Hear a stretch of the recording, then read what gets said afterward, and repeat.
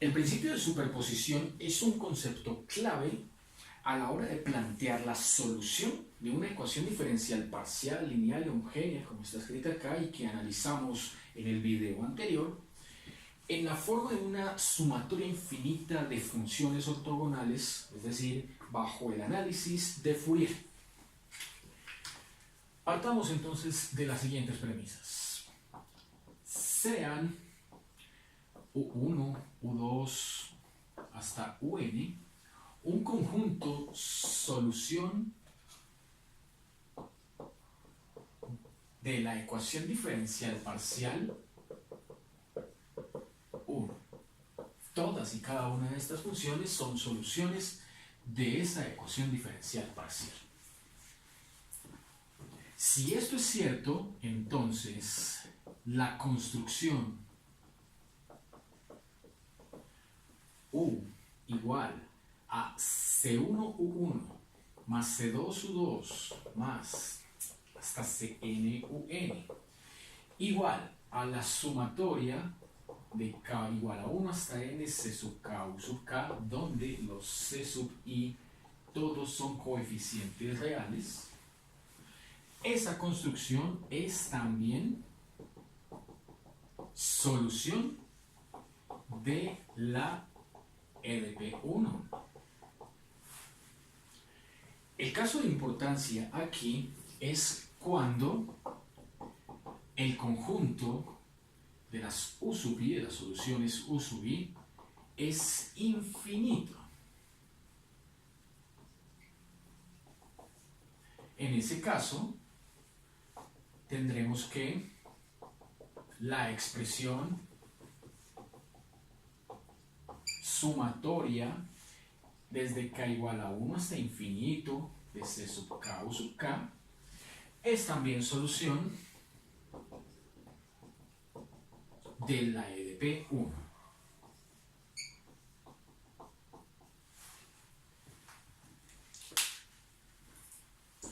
En el estudio de las ecuaciones clásicas, que es lo que sigue, la idea es aplicar el principio de superposición al análisis de una de las tres ecuaciones clásicas para entregar la respuesta en la forma de una serie de Fourier. Pero primero hagamos una breve descripción de cada una de esas ecuaciones clásicas, tanto en su categoría, ecuación diferencial, como en su connotación física.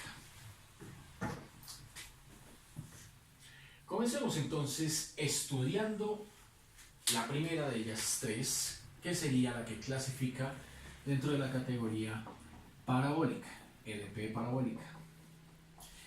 Una ecuación diferencial parabólica es aquella en la cual el producto de estas dos cantidades, AC, es igual a 0. Es decir, que bajo la hipótesis del producto, o A es igual a 0 o B es igual a 0. Vamos a ver a cuál corresponderá en el contexto físico. Bajo el análisis físico, dice, tome B, C, D, F y G, todas iguales a 0.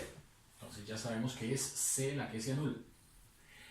A igual a una constante K, no negativa, y E igual a una constante menos 1, negativa. Esa constante K tiene nombre propio. Pero primero veamos cómo queda la ecuación diferencial parcial bajo estas condiciones. A no se anula, entonces queda K, U, XX. Las otras sí se anulan hasta llegar a E, que es menos 1, menos UY igual a 0. Bueno, en física, toda ecuación que tome esta forma recibe el nombre de ecuación de calor. Y esa constante K recibe el nombre de difusividad térmica. Es una magnitud directamente proporcional a la conductividad del material. ¿Bajo qué contexto se analiza, aparece la ecuación de calor y se analiza la función U? Bueno, comencemos diciendo que en el caso físico de la ecuación de calor, X será una cantidad que toma valores entre 0 y L, donde L es la longitud de un alambre o una varilla.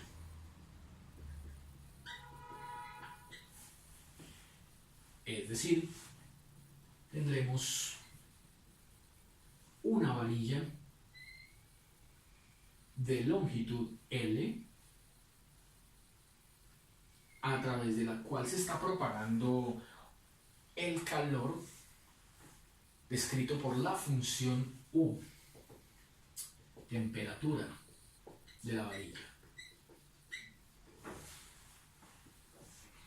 La otra variable, entonces, no se escribe con la letra Y. Aquí la describen con la letra T. Es decir, estamos hablando del tiempo. Y el tiempo es no negativo.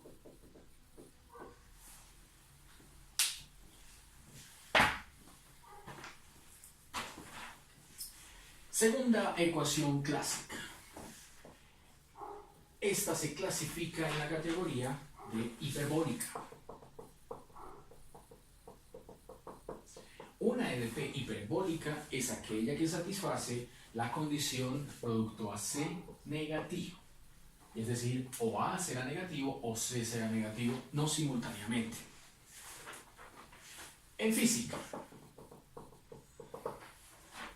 anulan a las cantidades B, D, E, F y G. Y las otras dos, A es la positiva, es igual a B cuadrado, y C es la negativa, igual a menos 1. Sustituyendo estos valores en la ecuación tenemos lo siguiente. A es B cuadrado, entonces B cuadrado UXX. B se anula, C vale menos 1, entonces menos UYY igual a 0, todas las demás se anulan. Una ecuación diferencial parcial homogénea con estas características se le denomina ecuación de onda.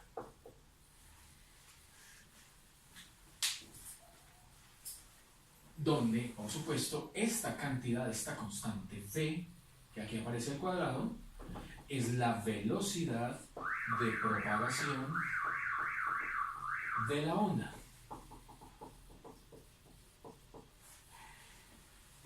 Veamos entonces las variables. La variable X, al igual que la de calor, también toma valores entre 0 y L, pero a L le vamos a dar el nombre de longitud de la cuerda.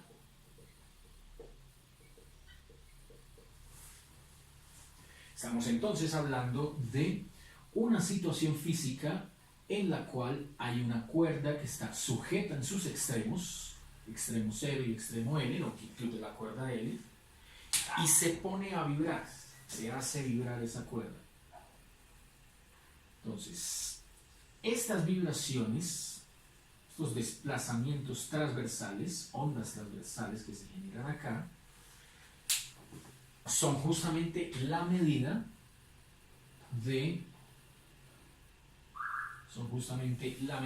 de la cantidad U. Entonces, es decir, U desplazamientos transversales de la cuerda. También le llaman función de onda. En el caso físico hay que hacer énfasis en que estos desplazamientos son mucho menores que la longitud de la cuerda. Solo nos faltaría por decir cuál es la otra variable. Igual que en la ecuación de calor es el tiempo y es no negativo. La tercera ecuación clásica clasifica dentro de la categoría elíptica. Y sería el caso en el cual el producto AC es no negativo. En el caso físico,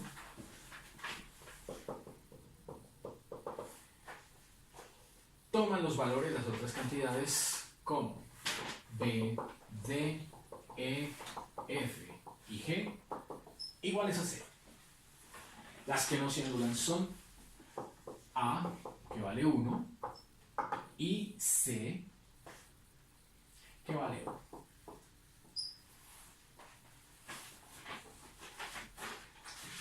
Haciendo caso entonces de esa expresión, vamos a quedarnos con una ecuación de la forma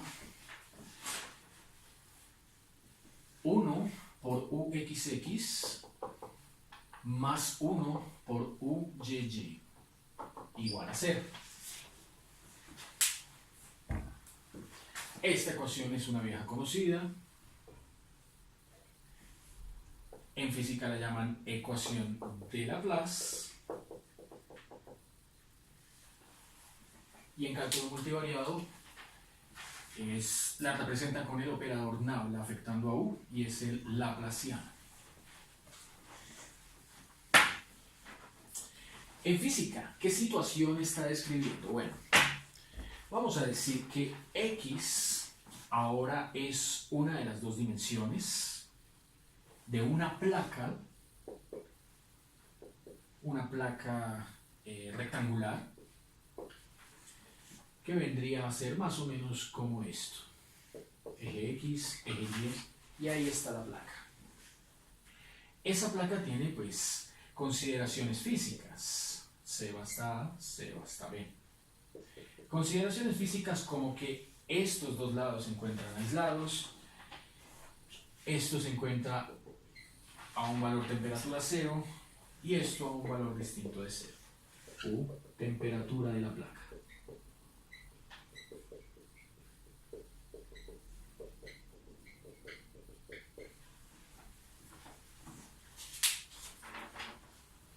Y será la única de las tres en la cual sus dos variables son espaciales. Tanto en la de onda como en la de calor, una es espacial y la otra es temporal. Continuamos entonces nuestro análisis de ecuaciones clásicas, ahora trabajando en primera instancia la ecuación de calor. Las ecuaciones clásicas, como aquí las vamos a estudiar, tienen condiciones iniciales y o condiciones de frontera. Le llamaremos condiciones iniciales aquellas en las cuales existe un tiempo igual a 0 y allí hay un valor de la temperatura o la derivada de la temperatura. Eso tendrá un contexto físico. Condiciones de frontera en A, en B, como vimos allá en la ecuación de Laplace, diferentes de 0. Bueno, entonces, ecuación de calor. De nuevo, tomemos en cuenta la varilla que habíamos planteado aquí a lo largo del eje X. Una varilla de longitud L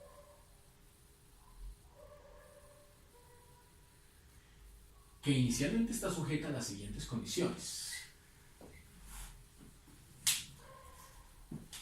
Vamos a decir entonces que X toma valores entre 0 y L y Y es el tiempo y es no negativo. Entonces cambiamos aquí Y por T de tiempo. La primera de las condiciones es que su extremo en el valor X igual a 0 produce una temperatura igual a 0. Entonces, condiciones,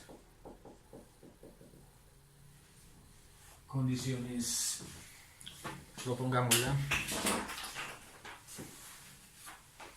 de frontera.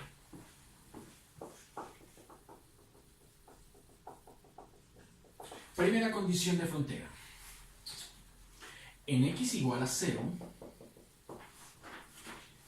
la función U, que es espacial y temporal, función espacio-temporal, dice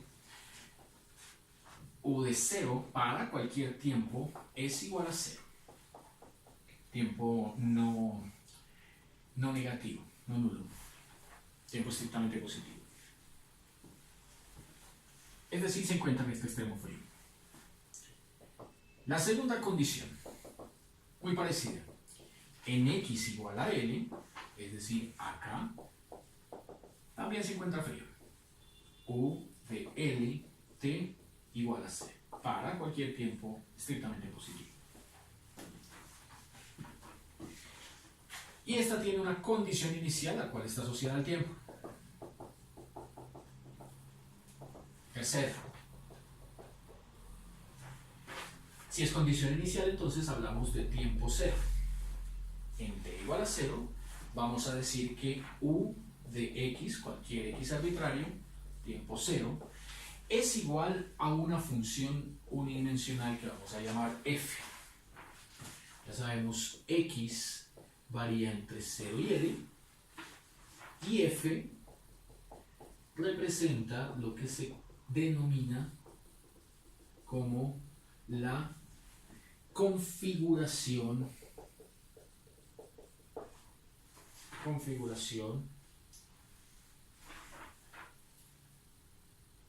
longitudinal de la temperatura.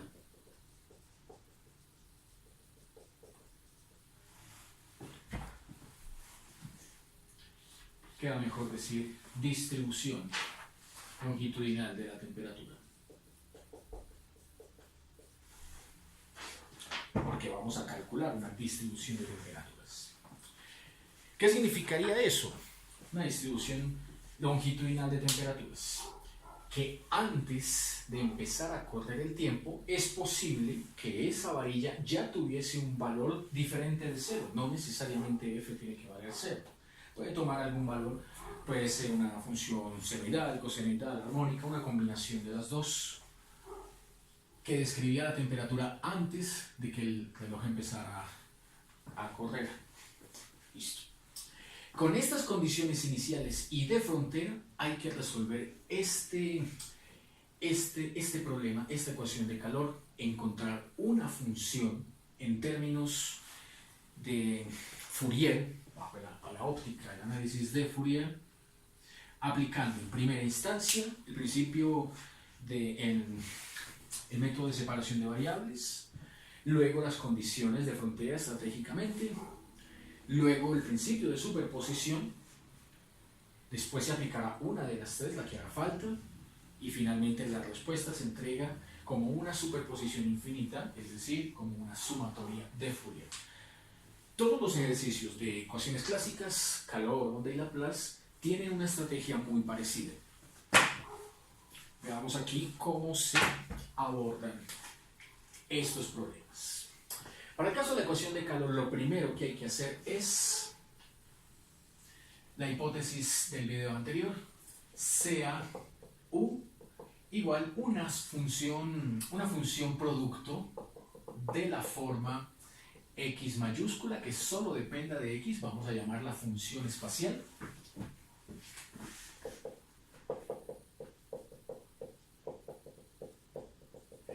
multiplicada con otra función t mayúscula que solo dependa del tiempo, función temporal.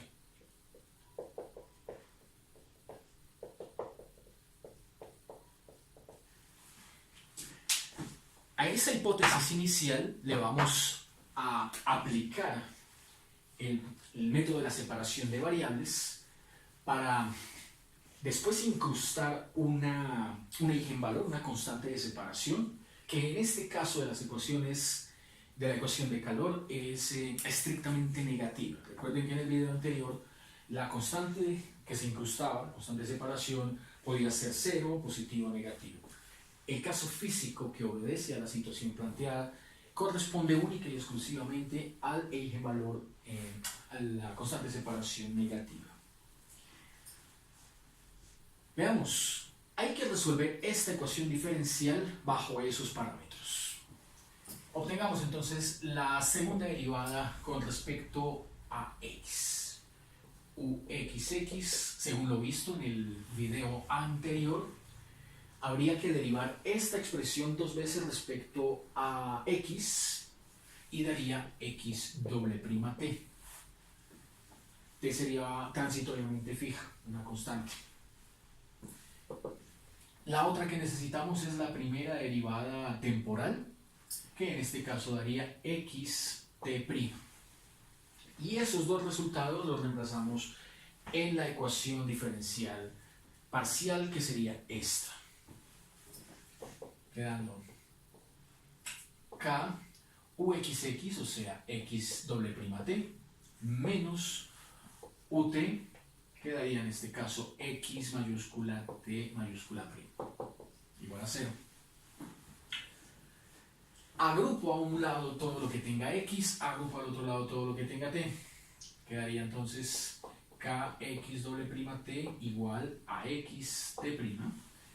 Y partiendo de la hipótesis, la suposición que es u es distinta de 0, si no obtendríamos la solución trivial al problema, podemos dividir esta expresión al lado y lado entre u, o sea, entre el producto xt. Esto se hace con el objetivo de simplificar aquí todo lo que tenga t, que quede solo x, simplificar aquí todo lo que tenga x, que quede solo t. Nos dio kx doble prima sobre x igual a t prima sobre t. No se acostumbra a dejar una cantidad multiplicando a las derivadas, a los términos con derivadas de mayor orden, entonces esta acá toca mandarla al otro lado a dividir. Multiplicamos por 1 sobre k ambos lados y queda claro que aquí acompañará a la t. A esa expresión a la que acabo de escribirlo acá, a esa expresión que acabamos de llegar, hay que incrustarle una constante de separación c negativa. Es decir, c igual a menos lambda cuadrado, donde lambda es el eigenvalor asociado a la ecuación de calor, a este problema en particular. Quedaría x doble prima sobre x igual a menos lambda cuadrado igual a t prima sobre kt. Y como en el video anterior, analizamos primero parte izquierda, o sea, ecuación espacial, luego parte derecha, o sea, ecuación temporal. Una por una. Ecuación temporal, espacial. Empecemos con la ecuación espacial. Nos da x doble prima sobre x igual a menos lambda cuadrado. Multiplico ambos lados por x, me quedará la ecuación x doble prima igual a menos lambda cuadrado de x, y sumo a ambos lados el término lambda cuadrado de x para que me quede la ecuación diferencial de segundo orden lineal y homogénea, x doble prima más lambda cuadrado de x igual a 0. Por tener este signo positivo, ya sabemos, esta ecuación diferencial tiene por solución una expresión de la forma x de x igual a las armónicas, superposición de armónicas, c1 coseno de lambda x más c2 seno de lambda x. Y hemos encontrado la primera de las dos soluciones. Vamos a resolver ahora para el tiempo. Ecuación temporal. Tenemos t' sobre kt igual a menos lambda cuadrado. Multiplico ambos lados por kt, quedará t' igual a menos lambda cuadrado kt, y sumo a ambos lados el término lambda cuadrado kt para que me quede la ecuación diferencial lineal homogénea de primer orden, t' más lambda cuadrado kt igual a 0, cuya solución, esta ecuación ya sabemos, tiene la forma t de t igual a constante 3 Euler, cambia el signo, lambda cuadrado kt.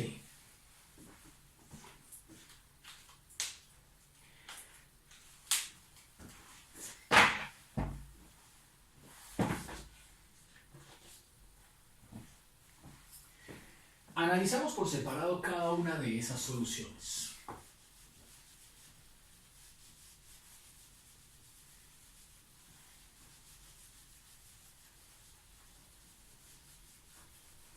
Comencemos con la ecuación espacial.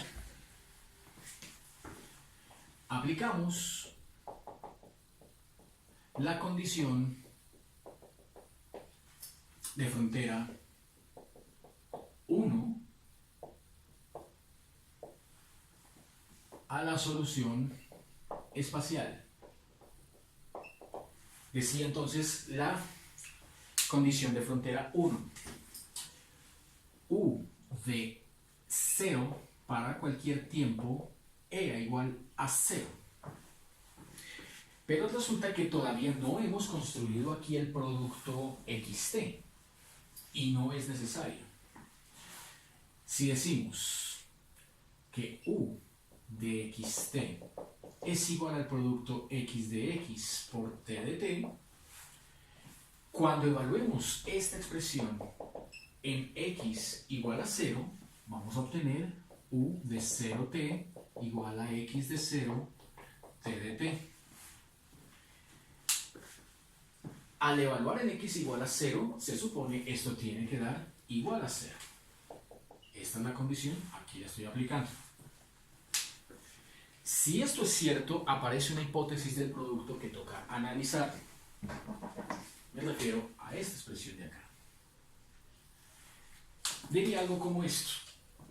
Esta es una cantidad que puede ser igual a 0 o esta es la que puede ser igual a 0. La idea es que no sean simultáneamente nulas. Si decimos que si decimos que t de t es igual a 0, anularía todo el problema. Porque recuerden que u es igual a x por t. Y si t es igual a 0, entonces u es igual a 0. En pocas palabras, considerar la opción t de t genérico para un t arbitrario igual a 0, lo que hace es provocar la solución trivial, conducirme hasta la solución trivial, y no me sirve.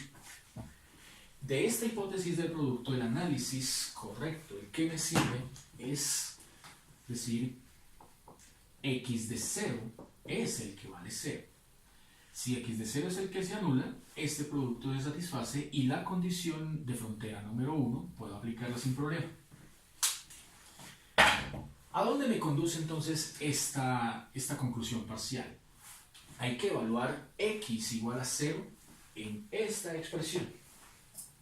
Entonces, evalúo x igual a 0 en x de x que obtuve allá en la parte inferior izquierda, derecha. Sería x de 0 igual a c1 coseno de lambda 0 más c2 seno de lambda 0 igual a 0. ¿Qué tenemos acá? Coseno de lambda 0. Coseno de 0 es 1. Seno de lambda 0. Seno de 0 es 0. Esta identidad produce que C1 valga 0. C2 con el 0 se anula, C1 por el 1 queda C1, a este lado izquierdo solo queda C1, concluyo que C1 vale 0. Ya encontré uno de las tres constantes que aparecen acá. Noten que hay C1, lambda y C2. Entonces, por ahora, tenemos que x de x es igual a esta expresión, pero con C1 igual a 0. Si C1 es igual a 0, queda solamente la otra mitad, C2 seno de lambda x. Por ahora. Hay que aplicar ahora la segunda condición. Entonces, volvamos arriba. Aplicamos la condición de frontera 2 a la solución espacial, es decir, ahora a esta. La condición de frontera 2 decía U evaluado en X igual a L, ¿cierto? En el extremo derecho de la varilla, era también igual a 0. Entonces ahora, como la función solución también tiene la misma forma de xt, producto, solución particular producto, cambiamos el punto de evaluación ya no en 0 sino en L. Y decimos U de LT será X de L, T por T de T, igual a 0. Haciendo un análisis, no hay que ir muy lejos, llegaremos a la misma conclusión que hace un instante, pero ahora con el punto X evaluado en L, por el análisis, por la hipótesis del producto. La evaluación que hacemos ahora es en el punto L, el extremo derecho L. Y lo reemplazamos X en L en esta expresión. Entonces, borremos ahora sí todo esto, a ver qué nos da. X de L sería C2 seno de lambda L, y esto debe ser igual a 0. Esta expresión de acá es una hipótesis de producto en la cual se me plantean dos posibilidades. O C2 es igual a 0, o seno de lambda L es igual a 0. Hay que analizarlas. Si C2 la llevo a contemplar y es igual a 0, esto produciría que X, miren acá, es igual a 0. Y si X es igual a 0, porque C1 también lo es, entonces U sería igual a 0. Y otra vez me conduce hasta la solución trivial 0 igual a 0. Contemplar 0 igual a 2 no me sirve. Tengo que descartarla. La única que me queda para considerar es seno de lambda L igual a 0. Contemplar seno de lambda L igual a 0 implica analizarlo un poquito más allá. Como seno de lambda L medio 0, hay una ecuación de recurrencia que dice que seno de npi es igual a 0. Npi sería n cualquier número entero, ¿cierto? Y el seno de npi con n entero estaría dando los puntos de corte de la función seno con el eje horizontal, ¿cierto? Donde se anula la función seno. Bueno, en este caso no hace falta contemplar los valores negativos. Entonces, por la física del problema, vamos a contemplar a n igual a los naturales. Porque incluso se descarta el 0, los naturales cuentan desde el 1. Se descarta el 0 porque si contemplamos n igual a 0, otra vez daría que seno de 0 es igual a 0, otra vez me anularía x, otra vez me anularía u. Hay que contemplarlo desde n igual a 1.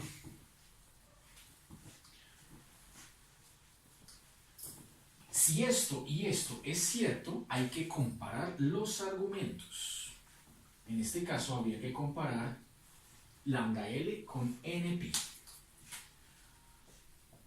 Comparo o igualo lambda L con npi. Pero resulta que como n es un parámetro que toma valores naturales, a este lambda le vamos a agregar un subíndice n, tal que para cada valor n, lambda tomará un valor lambda n, npi sobre l. Con esta expresión acabo de encontrar otra de las tres incógnitas que al principio se me habían planteado en la solución espacial X. Recuerden, era C1, C2 y lambda. ¿Encontré el valor de C1? Sí, y valía 0, con la primera condición de frontera. ¿Encontré el valor de C2? No. Solamente lo descarté por aquí cuando hice el análisis del producto, la hipótesis del producto. C2 no puede ser 0, es la única conclusión que tengo de C2, lo único que puedo decir de C2. Pero sí encontré el valor de lambda. Lambda n me dio npi sobre L.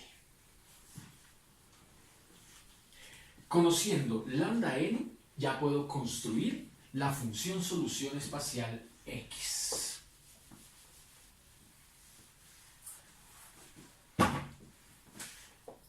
La solución espacial me quedó x de x igual a C2 seno de lambda nx con estos valores de lambda n. Y como ya conozco lambda n, entonces considero aquí su equivalencia seno de n pi sobre Lx. Al igual que acá se le puso su índice n al lambda, esta función seno depende también del parámetro n, no solo de la variable x, sino del parámetro n. Entonces a la función solución hay que agregarle el subíndice n. Esto se hace para hacer énfasis en que la función solución x depende no solo depende de la variable x, sino también de un parámetro n, que ya sabemos es un número natural y que encontramos mediante el análisis de la condición de frontera 2.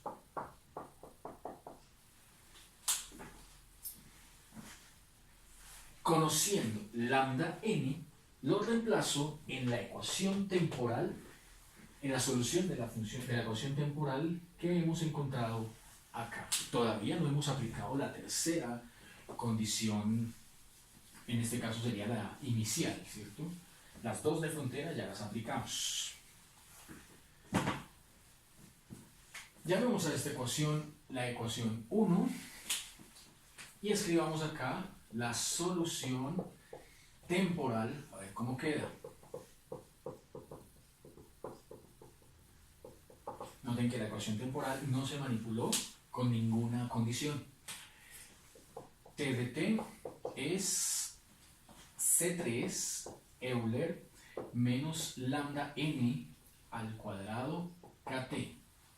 Y como lambda n ya lo conozco, elevando al cuadrado estas tres cantidades, la solución, la enésima solución temporal queda C3 e a la menos n cuadrado pi cuadrado, seguiría la k, luego la t y de últimas la l cuadrada. Sabemos que n pertenece a los naturales y a esta ecuación le vamos a asignar el numeral 2. Por ahora tengo las ecuaciones solución, las funciones solución espacial y temporal, pero todavía no tengo la función solución temperatura. Recuerden que la función temperatura es el producto entre esas dos. Entonces, dado que U por la hipótesis inicial es el producto xt, construimos lo que en adelante se va a llamar la enésima solución temperatura.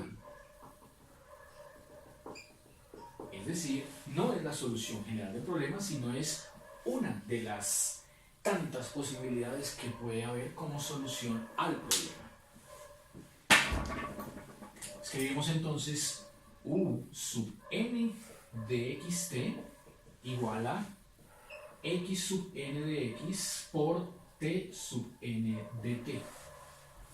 Noten que es la misma, sigue la misma norma del producto, función producto xt, pero agregándole el parámetro enésimo, haciendo énfasis en que tanto x como t dependen de un parámetro n, que es un número natural. Entonces multiplicamos las ecuaciones 1 y 2. A ver qué encuentro. U enésima de xt será la función xn, quedó C2 seno de npi x sobre L, y la función 2, la temperatura, quedó C3 Euler menos n cuadrado pi cuadrado k t sobre L cuadrado. Aquí hay un viejo truco que utilizamos en el video anterior y era el escalamiento. El escalamiento consiste en agrupar constantes para disminuir la cantidad de constantes. Recuerden que solamente nos queda por usar una de las tres condiciones, la última, la inicial, y aquí tendríamos C3 y C2 como incógnitas. Entonces tendríamos más incógnitas que condiciones iniciales o de frontera, no podríamos resolver. A menos que hagamos el escalamiento multiplicando C2 con C3. Entonces, sea, vamos a redefinir C2 y C3 con una cantidad que vamos a asignarle, no por capricho, el valor B sub n. Y vamos a ver por qué la letra B y por qué el parámetro n. Bajo este cambio, bajo esta sustitución, la enésima solución, temperatura, queda como C2, C3 lo cambio por Bn. Primero iría la función exponencial, menos n cuadrado, pi cuadrado, k, t sobre L cuadrado, y luego iría la función armónica, seno de n pi x sobre L. Llamemos a esa expresión la función 3.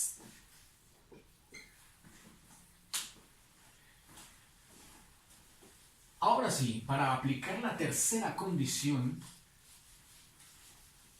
primero debemos considerar el principio de superposición, que fue con lo que hemos empezado el video de hoy. Entonces, aplicamos el principio, mírenlo acá, de superposición.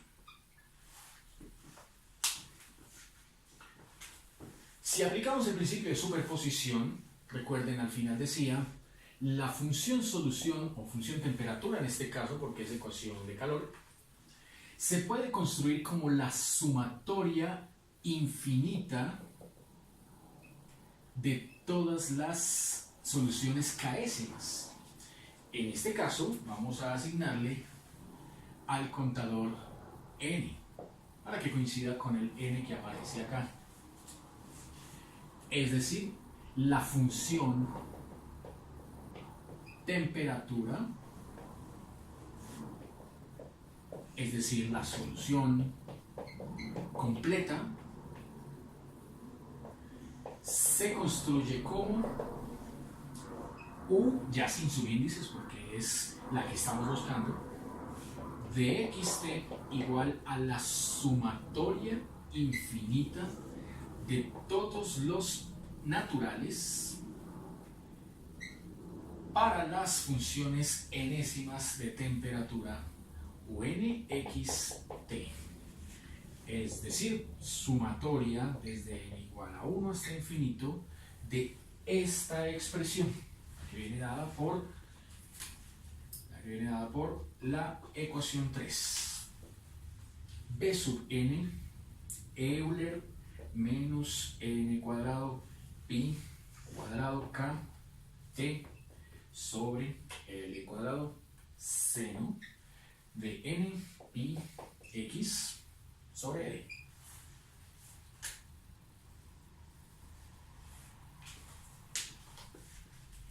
Habiendo ya aplicado el principio de superposición, ahora sí tenemos luz verde para gastar la última de las condiciones que nos planteaban al principio del problema.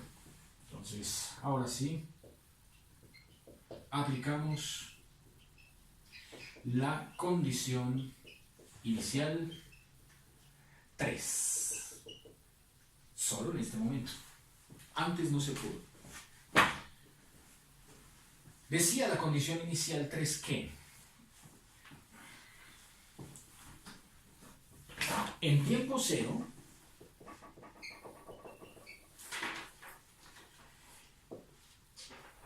había una configuración inicial que era la distribución de temperaturas, ¿verdad? Entonces U para cualquier x arbitrario, pero tiempo cero, encontramos una función que depende de la variable x y que podría ser o no igual a 0, no necesariamente igual a 0. Listo, con x entre 0 y l. Entonces, evaluemos t igual a 0 en esta expresión que vamos a llamar expresión 4. Entonces, usando el tiempo inicial en la ecuación 4, nos da u de x arbitrario para tiempo 0 es igual a la sumatoria desde n igual a 1 hasta infinito b sub n Euler a la 0, ¿cierto? Si aquí da 0, anula todo esto. Euler a la 0, que es igual a 1, seno de n pi un x arbitrario sobre l. X entre 0 y l. Y esto queda 1. Bueno, esa expresión a la que acabamos de llegar es muy familiar en términos de los coeficientes de Fourier. ¿Por qué? Se supone que esta expresión debe ser igual por la condición 3 a f de x. Vamos a poner primero f de x, luego el igual y luego todo lo que quedó a la derecha. Así, primero el f de x, luego el igual y luego todo lo que quedó a la derecha. Sumatoria desde n igual a 1 hasta infinito de b sub n por 1 por seno de n pi x sobre l.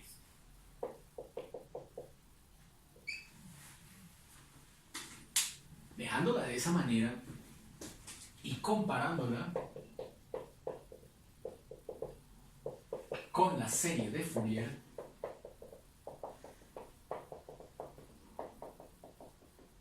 recordemos cómo tiene la forma la serie de Fourier. La serie de Fourier tiene la forma f de x igual a sub 0 medios más sumatoria desde n igual a 1 hasta infinito de a sub n coseno de n pi x sobre l más b sub n seno de n pi x sobre l. Ahí es donde vemos el por qué habíamos bautizado al producto de las constantes C2 y C3 como b sub n. Era para que coincidiera con la serie de Fourier y su definición. ¿Qué es claro en esa expresión? Estamos comparando. Si vamos a comparar esta expresión con esta, queda claro que a sub 0 no aparece. Entonces, a sub 0 es igual a 0. A sub 0 no aparece. A sub n tampoco aparece. Entonces, a sub n es igual a 0.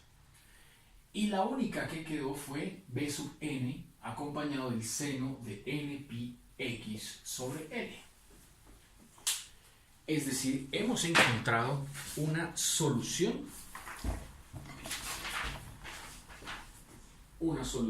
en desarrollo de senos, una solución en serie de Fourier en desarrollo de senos.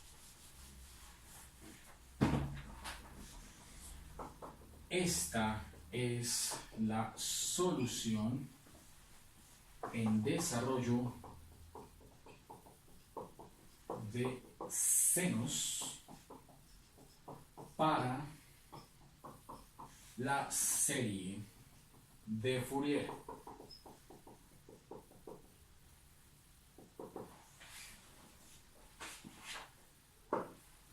Por el coeficiente de Fourier, por definición,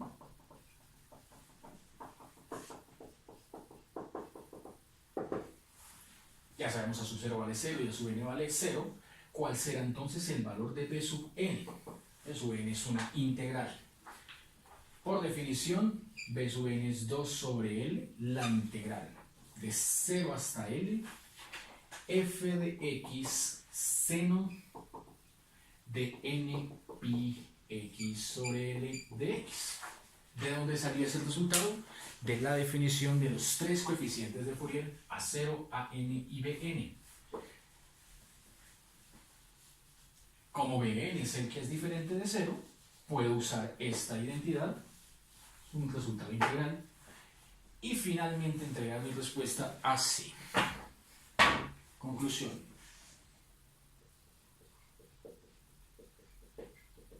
La función temperatura es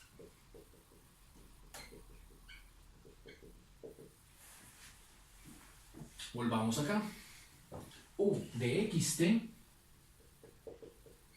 igual a la sumatoria desde n igual a 1 hasta infinito de los coeficientes b sub n. Pero b sub n es toda esa integral. 2 sobre L, integral de 0 a L, f de x seno de n pi x sobre L de x. Ahí cierra paréntesis, todo eso es b sub n.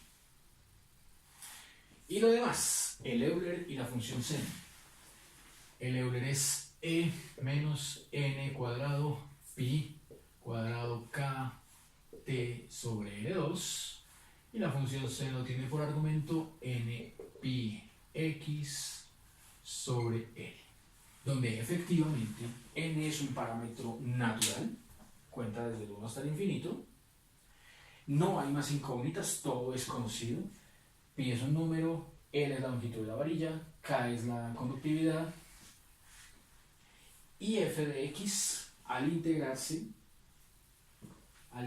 con el seno, siempre darán, por ser esta una integral definida, valores constantes, valores conocidos. F de x es una función conocida previamente.